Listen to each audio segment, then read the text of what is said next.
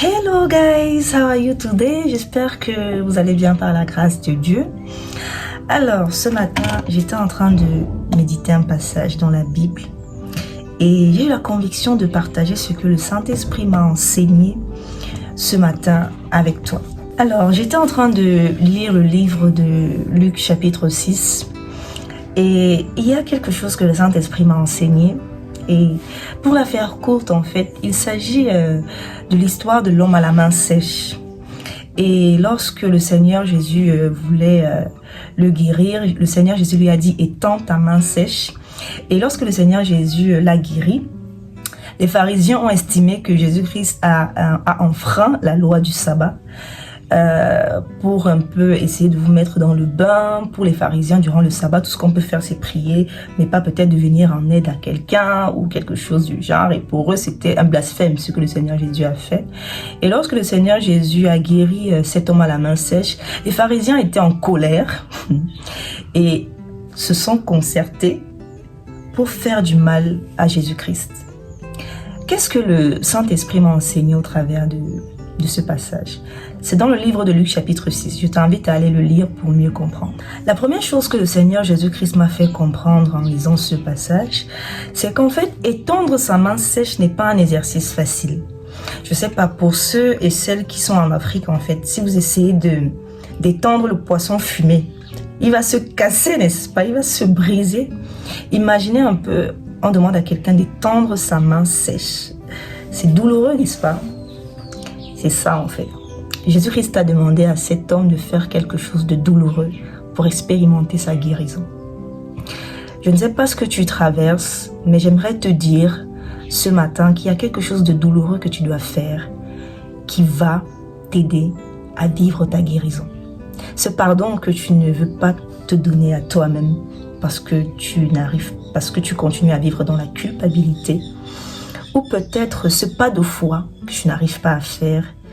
Derrière ces actes douloureux dont vous savez à l'intérieur de vous-même se cache votre délivrance.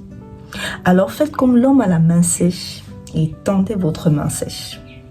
Faut pas avoir peur. La douleur peut-être sera inévitable, mais au bout du tunnel, vous vivez votre guérison qui vous fera du bien de toute oppression mentale. Au point aussi que le Seigneur m'a permis de comprendre au travers de ce passage, c'est que les pharisiens étaient en colère parce que le Seigneur Jésus-Christ a guéri cet homme à la main sèche.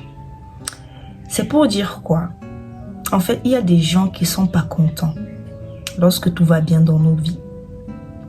Il y a des gens qui ne dorment pas en paix lorsque quelque chose de bien t'arrive ou lorsque quelque chose de bien m'arrive. Il y a des gens qui se concertent lorsqu'ils voient quelque chose de bien arriver dans ta vie. Ils se disent non, il ne faut pas qu'il ou elle soit épanoui. Et ils essayent de te faire du mal.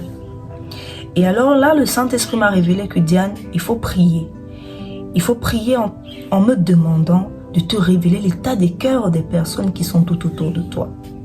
Il faut prier pour demander à Dieu de te révéler l'état des cœurs des personnes qui sont tout autour de toi. Tu t'apprêtes peut-être à te marier, mais je prie que le Saint-Esprit te révèle l'état des cœurs des personnes qui t'entourent. Parce que parmi elles ou parmi ceux qui t'entourent, c'est pas tout le monde qui voudrait que ce jour-là, tu puisses dire oui devant Dieu et devant les hommes. Veille dans la prière. Demande à Dieu de te révéler les cœurs moisis, les cœurs remplis d'amertume contre toi parce que tu es simplement bien. Oui, il y a des personnes qui, parce que tu es simplement bien, estiment que non, ça ne se passe pas comme ça. Donc mon AVP, je prie que le Saint-Esprit puisse t'ouvrir les yeux. C'est pas parce qu'on est un amoureux de la vie positive qu'on ne va pas faire attention. C'est pas parce qu'on est un amoureux de la vie positive qu'on pensera que tout le monde pense comme nous. Non. Être un amoureux de la vie positive, c'est juste que malgré tout, on continue à avoir de la compassion pour eux. On continue même de prier pour eux. Mais il faut prendre ses distances. J'espère que ce que j'ai retenu de ce passage t'a édifié et peut-être va aussi t'édifier autrement ou que le Saint-Esprit va te révéler aussi ce passage différemment. Donc, merci à toi d'avoir écouté cette vidéo jusqu'à la fin. À bientôt.